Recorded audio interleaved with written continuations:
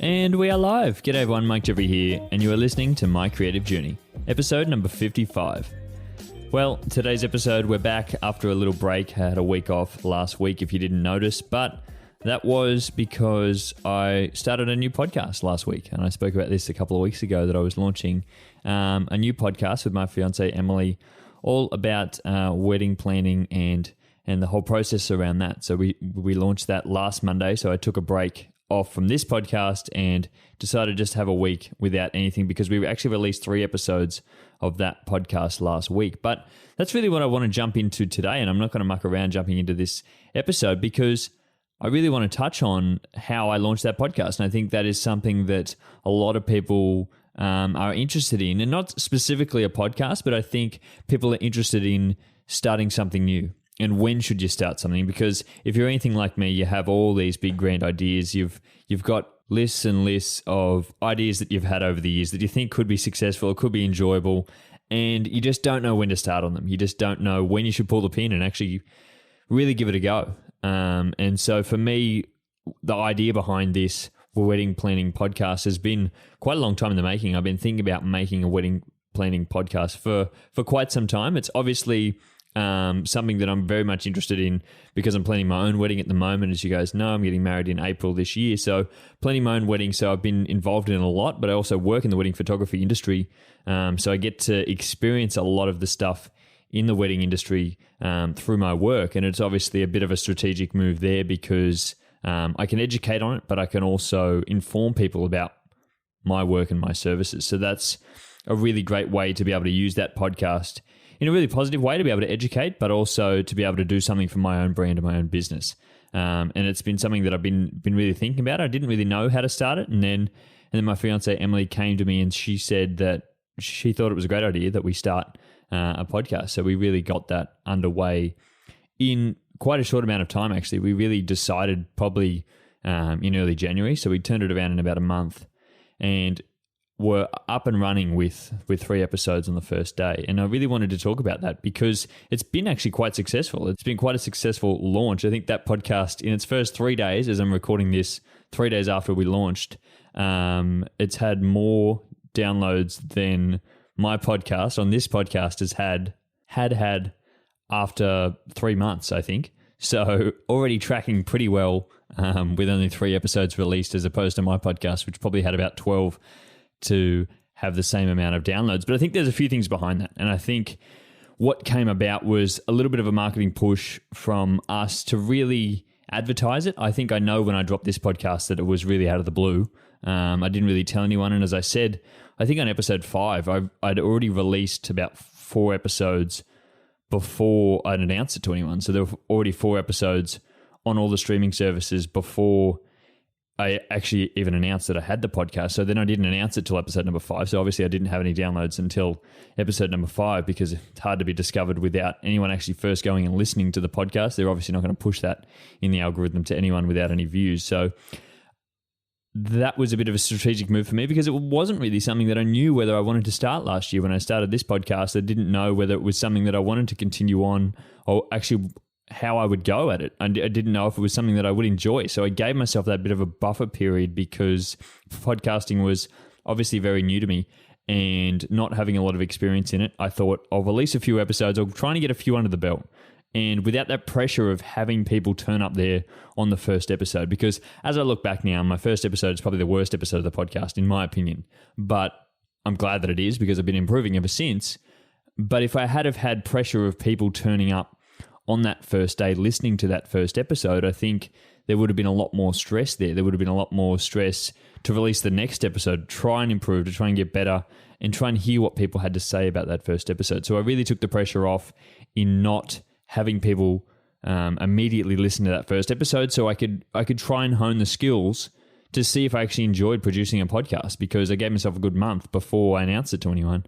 And so I'd been researching, I've been trying to do a lot of work on the podcast, and I could really tweak them. If I didn't enjoy it after 3 episodes or 4 episodes, I could just delete the whole thing. So there was no pressure there and no one really knew about it. I got to the end of episode 4 and I thought, no, I'm really enjoying this. Let's go with episode 5. Let's announce it on this one and really have it out there in the world and really get started. Whereas on this new podcast, it was the complete opposite of that. So we'd announced it probably a month before we'd even released the first episode, and that was a little bit of a good move, I guess, and to get people a little bit hyped about it, but also to create some awareness so that people were turning up on the first day to actually listen to the episode of the podcast. Now, we dropped 3 episodes of the podcast on the first day. That wasn't something which we announced, but we knew that having episodes there for people to listen to on the first day was a good thing, because people are on that hype when you first turn onto a new podcast. People are on that hype to try and listen to more episodes, and if you've only got 1 episode there, it doesn't really give people very much of a taste of what it's about. So if you want people to keep coming back,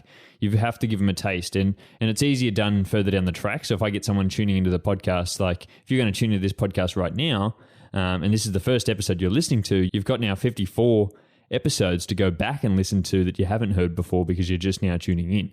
Whereas if you tune in on the first week, you've only got 1 episode to listen to, 1 episode to make up your mind on whether you like the podcast or not, and whether you're going to subscribe to actually stick around for next week's episode.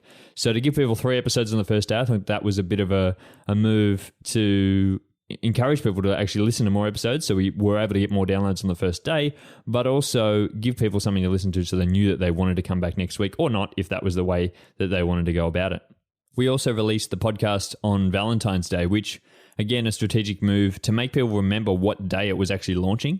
It's hard to implant that seed in someone's mind that you're launching anything, any brand, any new business on a particular day. So that's why you often see people launching on the first of the month. You'll often see people launching on a Monday, because it's easier for people to remember that they're launching at the start of a new week, start of a new month, any particular date like that. If you're just going to say a random date, people are probably going to forget that date and not turn up on your first day. And you really want to be able to generate hype around the first day whenever you launch something. So we decided to launch on Valentine's Day. It worked pretty well for us because Valentine's Day obviously has a lot to do with what we're talking about on the podcast, so that worked really well, but it was also something that people could remember, and it happened to be a Monday, which was also very nice as well, and I think that created a lot of people turning up because they did remember. I'm not sure if that's genuinely the case, but I think a lot of people did turn up on the first day, and maybe that had something to do with it, and I'm probably going to say it had a little bit to do with it, as opposed to if we just launched it on a random old day. Our podcast is going to go out every Friday on a regular basis, every Friday, every week. But we did decide to launch it on a Monday just because, to be able to get it on Valentine's Day, to be able to get it on a date that people would remember, because it's important to have that memorable launch. And if you're not going to have that on the first day, it's hard to sort of build that momentum. As anyone knows, the start of anything is always where you create the most hype. And if you're going to launch something, you've got to create hype around that, because it is going to die off a little bit before it comes back up again. And so if you're not generating a lot at the start, then it's going to be hard to be able to pick back up after that if you didn't really have much at the beginning. So I think we really... I think we were really helped out by having it on that date. And so all this is great, but it begs the question, when should you start something? When should you go into starting something new? So these are just the examples that I'm trying to give from me starting this new podcast, but there's a whole plethora of things out there that you could possibly be wanting to start. You know, you could be interested in starting a new art project. You could be interested in launching a new website, or starting a new business, starting a new store, starting any new brand that you want to do around your creative business. So starting anything is always very scary for people to get into, because it is that unknown. You know, you don't want to be able to put yourself out there into something new when you're not quite sure. And I constantly get in that state of analysis paralysis where I'm overanalyzing what the pros and cons are of starting anything new. And to me, the ultimate thing comes down to the actual time that I'm going to be wasting. Of course, an expense at the end of the day. I'm not really ever starting anything where there's a big upfront cost. If there was a big upfront cost, obviously you need to weigh that into importance as well. But for me, it's more about the time. And so if it's just going to be a few weeks to really trial it out and then I can move on, I don't really mind, because that time to me isn't everything. If it needs 3 years to be able to work it out, am I in a position to spend 3 years all in on something that I'm not quite sure if it's going to work? I don't know if I am, you know. If it's only 3 weeks, I can probably deal with that. And if it's not something that I need to do completely 100% full time, I can work a bit on the side, then that's also okay as well. So I'm continually weighing up whether something is worth starting because it's going to produce rewards for me in the long term. Now, obviously, these rewards don't need to be financial, and we've spoken about this multiple times on this podcast before, that I don't believe in only trying to do things for financial gain, because otherwise, why would I start this podcast right here? I do this because I enjoy this and I enjoy speaking about it. I really wouldn't care if there wasn't anyone out there actively listening to these episodes, because I really do this because I enjoy it and I enjoy being able to get my ideas out. And that was a big part of around behind why I started this podcast. It wasn't to be able to build a large podcast. I don't really have that great big of a push into the world with this podcast. You know, I don't actively advertise it at all, really. So it's really something for me just because I enjoy it and I enjoy being able to get these ideas on paper. But I think I'm also building skills. I think there are also other things that come along with this that have allowed me to really thrive in other aspects of my business and other aspects of life, in being able to have these conversations with myself and being able to flesh out ideas that I've had through the week or things that I've been thinking about, has really helped me to be able to go in general directions in my life and in my business. So I think that was a genuine upside. If you're just wanting to start an art project on the side, by all means, you can definitely go for that. It doesn't need to produce you an income straight away, because realistically, it's probably not. So if you walk into it with the fact that you're not going to produce an income and you're not after that, then that's probably a better way to go about it anyway, because you're going to be producing higher quality work because you really enjoy it. If you're only going to do something because you really enjoy it, that's the easiest way to then turn that into a genuine career further on down the track, because you've started it on the side as something that you really enjoy. And how often do you hear people starting something on the side and then turning that into a full-time business because they've really enjoyed it and they've really put so much heart and soul into it over the course of years that they didn't even know they were working on it, because they were actually working somewhere else and this was just something that they were doing on the side. So you hear about that so often, where people are able to transform that. And I think if that's the way you're starting, that's probably the best way to start, because more often than not, that's going to lead you further down the path. And that is something that I'm going to speak about also, is consistency. I think when you're starting something, important to be able to know how long you're going to go into it, but also you have to be consistent over that period. You've got to make sure that you're not just going to give up at the first hurdle. You've got to be consistent. There are going to be hurdles. There are going to be speed bumps along the way that you have to keep trying to push through. You know, it's not going to be all smooth sailing from the start, and you need to be aware of that anything you walk into, even if it is an art project just for yourself, you're going to have hurdles where if you decide every Tuesday afternoon you're going to come home and you're going to do a little bit of art, and you get home one Tuesday and you're a bit exhausted, you're a bit tired, you don't feel like trying today, well, that's eventually going to lead into you're not going to be there every single week. You're not going to be turning up to do that consistently. So you're never going to be able to produce results if that's the case. If you're always waiting for inspiration to strike, it's never going to strike, you know. It's that whole quote from Stephen Pressfield from The War of Art that says, inspiration doesn't strike me very often, but it's amazing that it always seems to strike at 9 o'clock on a Monday morning, because he's conditioned his routine in that way that every time he sits down to work, inspiration strikes him, because he's really set up that routine in his mind that he's there every single day of the week, and he knows that at that time of day, that's the time to work. So if we can condition ourselves and we can try to work consistently over a long period of time, that is probably where you're going to get results. If you're working consistently over a long period of time and you don't enjoy it, then that's fine, but don't give up at the first hurdle. Don't give up at the first week when it starts to become hard, because it will. It will become hard. Any artistic career, any artistic endeavor is hard, and there are moments that you don't feel like turning up. You know, we can often imagine this fairy tale that is perceived on social media, that anyone who does anything artistic is only doing their dream job, is only just living out their dream. And that's not always the case, because you'll never see what's behind the scenes. You'll never see everything that goes on in their mind. You'll never see what happens in their life. You'll never see the other work that's not artistic work. They may be slaving away at a job that they really hate to then come home to work on something artsy on the side. And they're drained when they get home from work, and they're still turning up.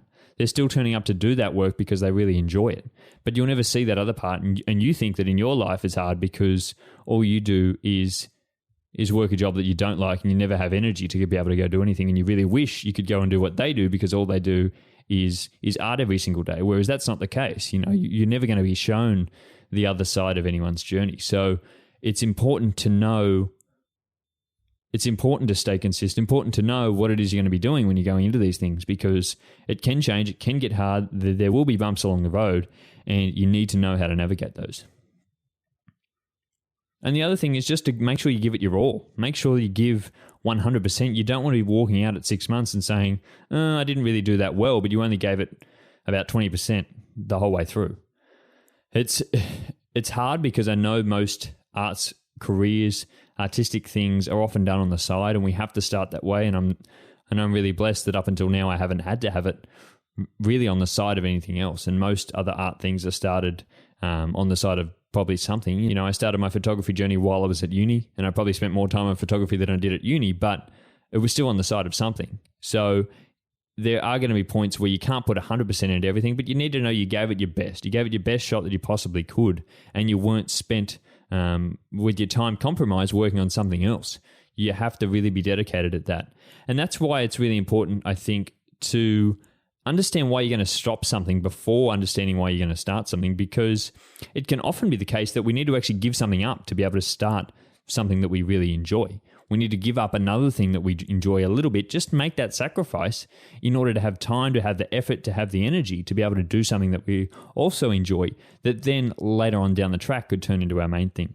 So if we're working full time and we do sport on the side, and then we really want to start this artistic project as well, or we're interested in starting our own business, our online business, for example, but your time is too busy taking up with sport or something else on the weekends that you can't actively put energy into your side business, because all through the week you've been working, and you come home on the weekend and you're at sport, you're out with your friends, and you're not willing to sacrifice those couple of things to be able to start this business or start this creative endeavor on the side, because then hopefully that can turn into something that is your main thing. If you're not willing to give up those other few things that you have been working on, that you have been doing just for fun, then you're never going to get in that position where you can do the thing that you really love full time, because you're not going to give those things up.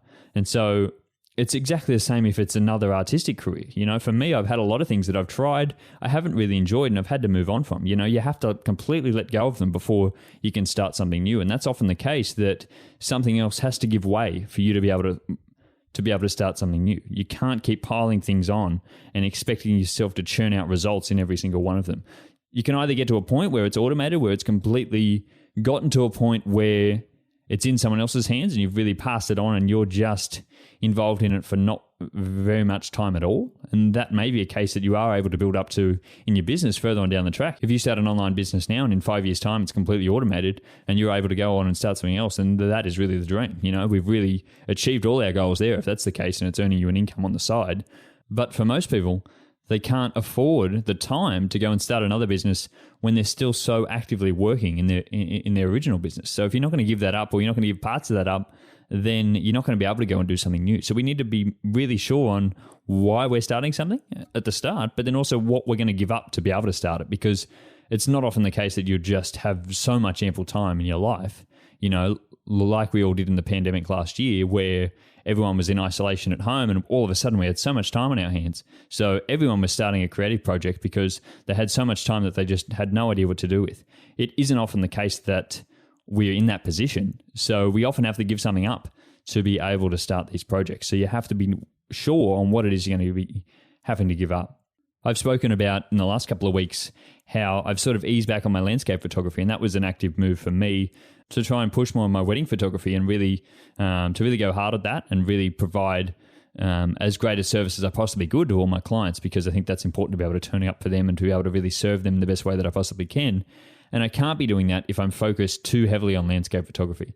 Obviously, I really want to get to a point where I can become a little bit more hands-off in my business, but at the moment, I've really got to go hard at advertising my wedding photography, because if I'm not going to get any work in that, it's not going to be able to produce me an income to be able to do landscape photography on the side.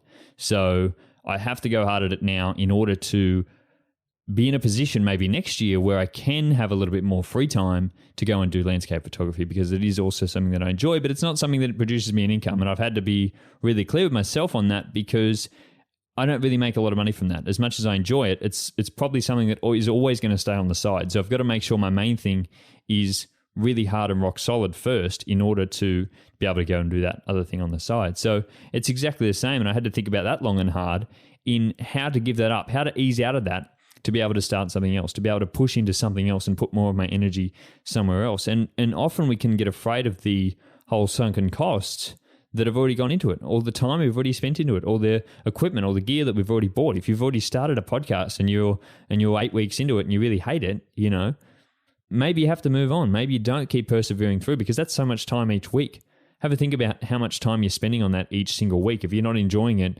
And then just to say rather than 8 weeks' time, in 8 months' time, you turn around and say, well, I've actually been hating this for the last 8 months. So why have I been continuing on for this? The only reason I did it was because I bought all the equipment and I was too afraid to stop that. But now I've been spending 8 hours every single week working on this project that I don't really enjoy.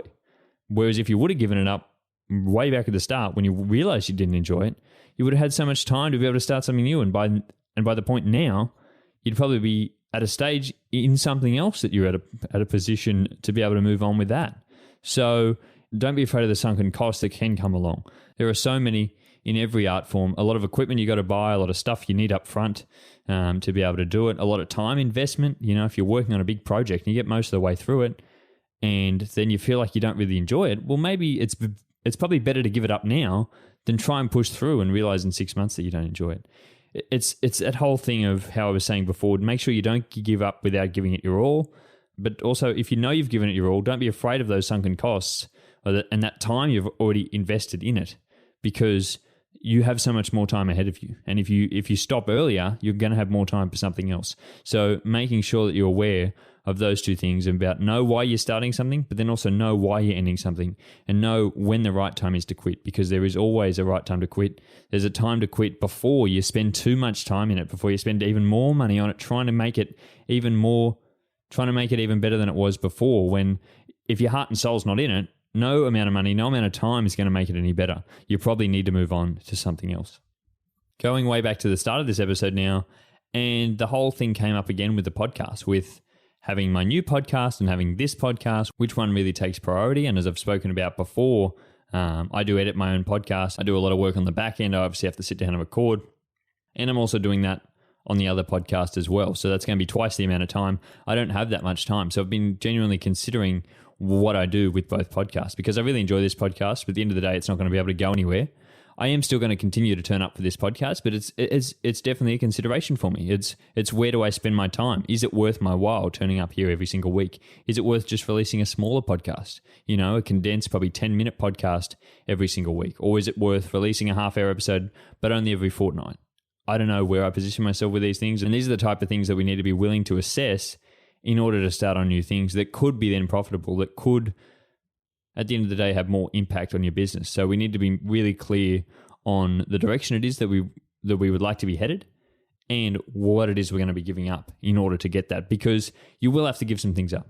In the beginning, it's hard to say, but you will have to give things up. But you have to do that. You have to make that sacrifice in order to get to the end point that you're able to have all your time back, because you've worked on something so hard for so many years, and you're now in a position where you do what you love every single day.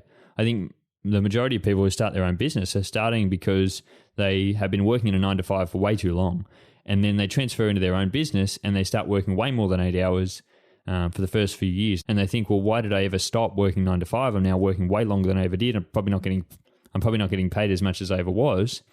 But you make that sacrifice at the start, because eventually you probably won't be working 8 hours a day. You'll probably be hard up working 8 hours a week and still making the same amount of money if you put that time in at the start. And the work doesn't feel like work because it's stuff you really enjoy. So if you're not willing to make that sacrifice early on, then it's going to be very hard to be able to come back and produce something that is on autopilot a lot later on, and be able to be something that you really enjoy and really proud of. Because if you're only going to put 20% of your effort into it, you can only expect to get 20% out of it. And that is way below where everyone else is. And you got to think about everyone else out there in the world who's trying to do something just like you, who is going to put more time and effort into it. And if you're not going to be up to that standard, if you're not going to get yourself to that level, if you're not going to make the sacrifices that other people have, it's going to be very hard for you to compete out there in the world.